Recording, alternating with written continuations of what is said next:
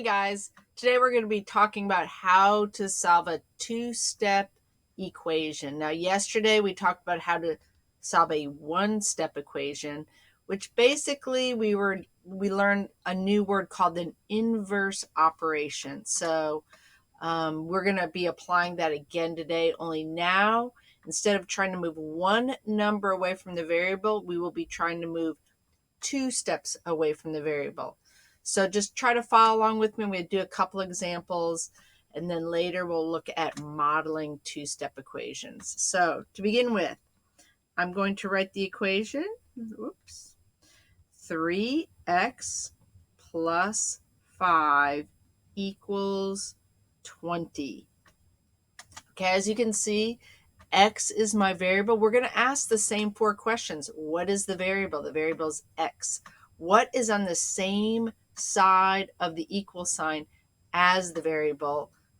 And this time we're going to say two different numbers. We have a 3 and we have a 5. Then we're going to ask again, what operation are they doing? Well, if you look again, the 5 is adding and the 3 is multiplying. Now, order of operation, I don't know if you remember order of operation. I always think of it as PEMDAS, or please excuse my dear Aunt Sally. And I'm just going to go ahead and write that out.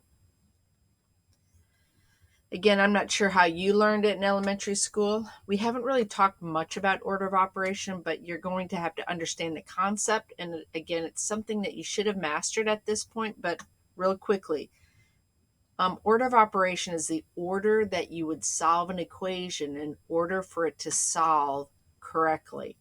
So in order of operation, you can see you would start with parentheses. Next, you would do exponents. And we're not dealing with any parentheses or exponents in these equations. Next is multiplication and division. And then lastly, adding and subtracting. Now, when you are working out, when you're undoing, when you're solving an algebraic equation, then you're oftentimes doing order of operation backwards because it's an undoing. So before you multiply and divide, you will probably be adding or subtracting. So let's look back at this equation that I wrote and find if there's any adding or subtracting. And I look, and yes, there's plus 5. So now you have to ask yourself, what is the inverse operation to plus 5? It's correct, minus 5. And we will do that to both sides.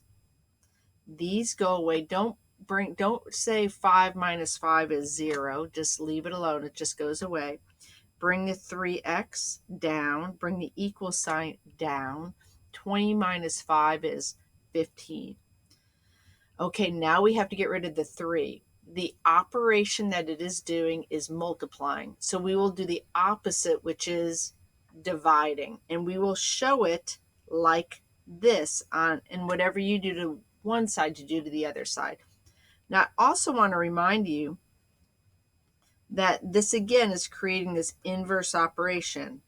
I also want to remind you that you can always check your work with algebra, because if x equals 5, we can substitute the 5 back into the original equation. So if I have 3x plus 5 equals 20, and I substitute 5 in for the x, let's see if this works out. 3 times 5 is 15, plus 5 equals 20. 20 equals 20, so sure enough, that worked out. Now, let's do another one. Trying to get to the eraser. I'll leave the PEMDAS up there. Okay. I'm going to make up another one. I'm going to do x over 4 minus 6 equals 10. Yeah, we'll do 10. The number's going to get a little bit bigger than I planned on, but that's okay. We're just going to work it out.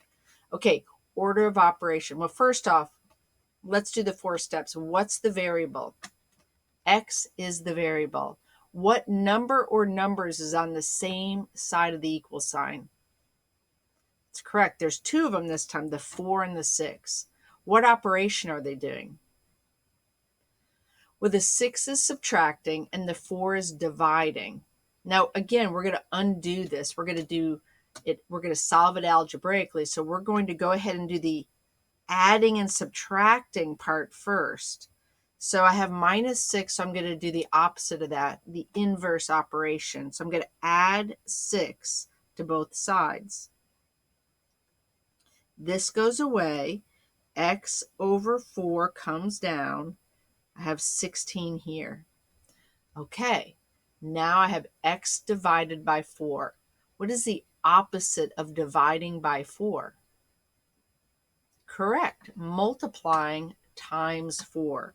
So I'm going to use these parentheses for whatever reason. It's not working. Go back up here. I'm going to use my parentheses. I'm going to put a 4 on the outside.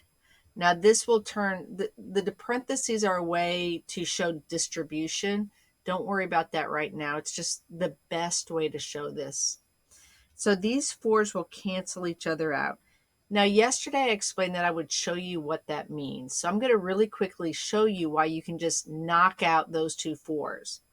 If you have x over 4 and you multiply it times 4, that's the same as x.